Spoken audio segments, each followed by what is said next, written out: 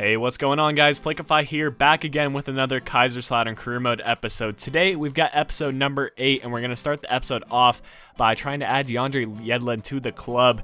Of course, he is from Seattle, which is where I'm from, so I have a little bit of a bias there. But of course, he had a great World Cup, and he's gotten a lot of attention recently from clubs in Europe, and I wouldn't be too surprised if he eventually makes the trip over to Europe, whether it be this year or in a couple years' time, because I definitely think he has a talent, and I wish the best for him in real life, whether he chooses to stay in Seattle or go on to a bigger club, which I really hope he does.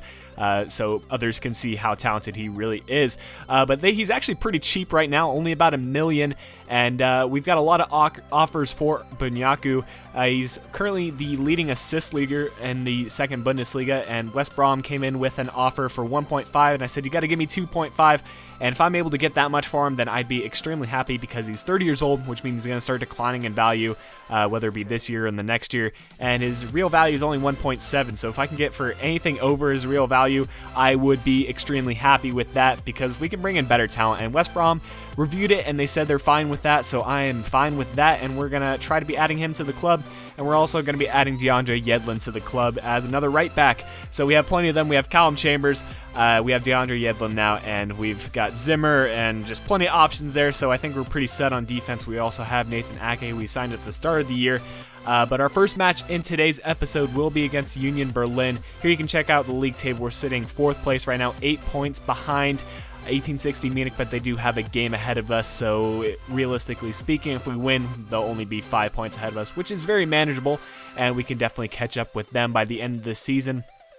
Here's our starting 11, and I did give DeAndre the start in this match in the 4-2-3-1 formation at the right back position. We got Low on the left, and we're going to start right off with the first opportunity falling to Union Berlin. They're going to play the ball around on the outside, as the legendary difficulty usually does, and try to send it across. Luckily, we go on the counterattack, though it's going to be Bunyaku, who is still on the club right now, despite the fact West Brom did accept the offer. They still have to sort out contract negotiations with him, so he's going to be with us for at least one more game.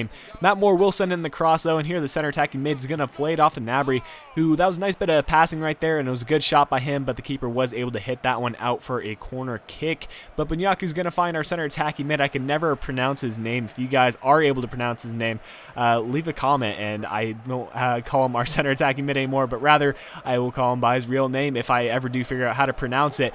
But regardless, they are going to go on their own counterattack right here, sending the ball into Brandy. It will be deflected, but it will be eventually finished by them in the 20th minute, making it 1-0. So that was a tough one to concede, but to be fair, that was a very nice shot by Turodi, I believe that was his name. But here Kohler's going to get the ball on the outside, playing it inside Mashuka, and he will have a go, and that one going just wide of the target. I think Sipple might have had it covered had it been on target, but regardless, we're going to continue on. Matt Moore getting the ball on the left-hand side, and he's going to be looking for the cross right here, and he will send the cross, and it will be a header, but Gnabry unable to finish this one on the near post with a finesse shot, and we are still down 1-0. But in the 53rd minute, we get a corner kick. Thought we would get an opportunity right here, but we eventually get a shot on target through Nathan Ake, or maybe it was Torion. I'm not too sure. But regardless, the keeper does make a nice save, and Gnabry picking the ball up yet again right here. He will do a nice fake shot to cut inside, but not the best of finishes, going right at the keeper. He really should have gone for the far post, and it really was a pretty easy, simple finish. But Yedlin's going to get the ball right here, trying to get an assist in his first match. He will send in the cross, plays it into Matt Moore, but it is deflected out for a corner kick. And on the corner kick, we're going to eventually take it right here through Matt Moore. He will power it up to 2 bars, as I usually do. And Nathan Ake, what a finish by him. Love those headers when they go in, and it was a nice goal to tie things up 1-1 the 83rd minute. But we weren't done yet. Right after that, in the 84th minute, we're going to get the ball again. Lakic playing it to Matt Moore, who's still got a little bit of energy left, enough to get the pace. He will steal the ball from him, has a go, and it will be deflected off the keeper, and we're going to get the second goal. 2 goals within a matter of 4 or 5 minutes within each other, and we suddenly have the lead, and we actually get the result. So really a come-from-behind victory, and they really messed things up in the end, but we're going to take it. You can see from the stats that we deserve that victory, and I will take that any day. So West Brom has successfully managed to sign Bunyaku, so 2.1 added to our current transfer budget, which isn't too bad, and we have Lakic as well at our striker position, so I don't think it's too big of a loss since we have enough depth in the striker position, so we can put Lakic up front, we can put Zoller right behind him, and I'm really happy with the team right now. That's really starting to shape up, and I think we can definitely start competing well.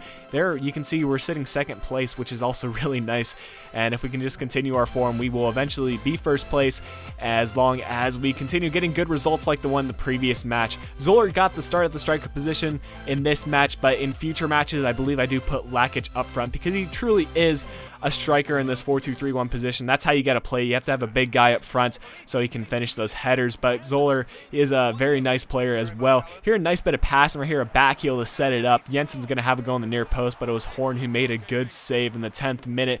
But that was a sign of things to come. We were passing really well starting in this match, and here Jensen just gets taken out, and he gets the yellow card that player did from the referee.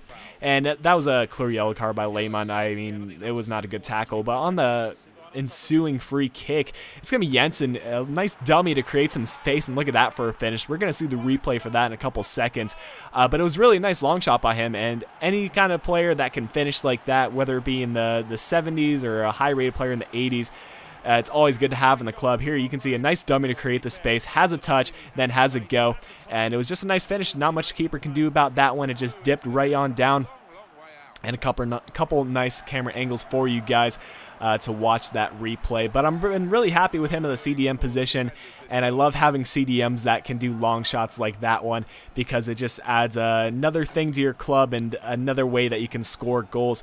But we're going to move on from there after he continues with his Gangnam style celebration. And we're going to continue on through Carl. He's going to play the ball into Zoller. Zoller plays it through over the top back to Carl. He's going to continue on with whatever pace he has. We'll send in the cross. It's going to be Zoller who's going to get ahead on it. And it is 2-0 in the 28th minute. So we were dominating Köln in this match. If you can remember back to last episode, they did beat us in the Deutsche Pokal. So it was a bit of a revenge match. But this is a nice run by Zoller right here, creating the space and using the touch with the right analog stick really well to create that space and just run onto the ball. And a nice finish to end the run off, making it 3-0 for us in the 33rd minute, I believe it was. And here in the 38th minute, I don't know why they're passing it around the back when they're 3-0 down, but Zoller nearly made it 4 for us in the 38th minute. But unfortunately, the keeper was able to tip that one away. But we do get a corner kick off of it, and we will send in the cross at Zoller, who nearly gets ahead on it, but they go on their own counterattack right here. Yedlin trying to backtrack to defense, but he really didn't have the pace right here, and he wasn't getting back in time. And they will get a chance of their own. Lame on the guy who got the yellow card. But it was a good save by Sippel, and that did go out for another corner kick on their end this time. It's going to be Rize sending in the cross, and it will be a nice little cross here, but we will eventually, after a little bit of clearance, send this one out of there, and Torion goes on another counterattack over to DeAndre Yedlin, and he's showing off the pace that he's got right now. Nice through ball to Zoller, who's also got a bit of pace, and he will continue on the right-hand side, sends in the cross, and you guys can expect what's going on. Stucker nearly gets another header for himself. That one just going off the top of the crossbar, though. 71st minute now. We got Lakic, who got subbed on. Nice bit of link-up play, finding Fortunas on the outside. Gets tripped up by the defender, and it is cleared out by Köln in the whatever minute that was. And in the 86th minute, they get one more chance before the game is over. But it was another good save by Sippel to keep the game at 3-0 for us. On the corner kick, though, they will get an opportunity. Riise sending in another cross. His first corner was pretty good. This one wasn't too bad, but we're managing to clear this one out and go on. One more counterattack before the game is over. Ede's got the pace on the outside, and he's going to continue on with the run. Sees Lakic on the inside. He's going to have a go. Does a nice fake shot to create some space. Just has to finish it, but is unable to do so. And on the ensuing rebound, shot right at the keeper. But it was a 3-0 result that we do get, and another 3 points that we'll be picking up. So a nice match against Köln, and I was happy with that result. Zoller probably the standout player in this match, and again the stats showing that we dominated that one. And here the scouting report from our scout in Belgium. This is the last month, and we will sign one of the players. The 73 to 93 player, I believe I do sign because it is the last month, and if you don't sign any of them, they go away. So I decided I'd have a shot at Florent Witzel Kind of funny, his name's Witzel, and he's also from Belgium. I believe Alex Witzel, that's his last name, and he's from Belgium. But regardless, we're moving on to the last match of the episode. This one's going to be against Bielefeld, and this is, of course, in the second Bundesliga, not a cup game or anything else. And after that win, we'll check out the league standings. We're still sitting second place, 1 point ahead of Dusseldorf, 5 points behind Munich.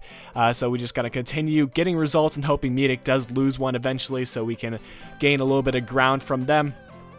They're also rocking a 4-2-3-1, very much similar to ours, and we didn't make any major changes there. You can see I did give Lakic the start at the striker position because Zoller, I believe, was a little bit tired from the previous match. And we're going to go right into the highlights right here. Carl having a good game in the last episode, or in the last match, and he will try to continue on to this match. But here Jensen trying to have a volley, trying to score another long shot for himself in this match, but it does go out for a corner kick, I believe. And we will go ahead and take this one here in a second. Once they do clear out the... Okay, I guess we're not going to take the corner kick. Regardless, Jensen's going to continue on, and it is stolen away by Bielefeld, and they will have a go, and that one does go in for them. 1-0 in their favor in the 43rd minute, just before halftime, and that was a tough one to concede, but it was a pretty nice shot by them. And it really should have been better defended, to be honest. But what are you going to do when they put it away into the far side of the netting? Not much Sipple can do right there. And here in the 71st minute, they're going to get through on goal with this guy. He's retiring at the end of the season, but he's showing the pace that he still has. And they do get ahead on this one, making it 2-0 in the 73rd minute, making it very difficult for us to come back in this match. So it's looking like we're not going to pick up the win in this one, but we can still maybe get the draw if we can get a late comeback like we got in the first match. But they're pretty much going to take out all chances of that. Nearly by hitting the post right there in the 79th minute. They're going to pick the ball up one more time and trying to send in the cross. Waits for the cross, sends in the cross, but it is eventually cleared out by the defense. And we're going to continue on to the 83rd minute, and it's more of our opponents dominating us. Sahar on the outside nearly gets the ball stolen from him by Yedlin, but he sends in the cross. Has a good touch by that guy who's retiring, and he's going to finish it in the 85th minute, pretty much sealing the deal for them in the 85th minute, picking up 3 points for them. And that's a tough way to end the episode, but I'm pretty happy with our results. 6 points out of 9 is not too bad. Here we're still going to try to get a consolation goal in the 86th minute, just run the ball down the wing like I usually do. Stoger getting subbed on, has the fresh legs, and is able to show some pace. Has a pretty good cross, and this is a really nice header, but it hits the top of the crossbar, and the keeper is able to make the save. So, unfortunate way to end the episode. We nearly got a goal, but that will bring an end to things today. If you guys did enjoy the episode, be sure to leave a like on the video, subscribe to the channel so you don't miss out on any future content, and until next time, this has been Flickiify. I'll be talking to y'all again soon.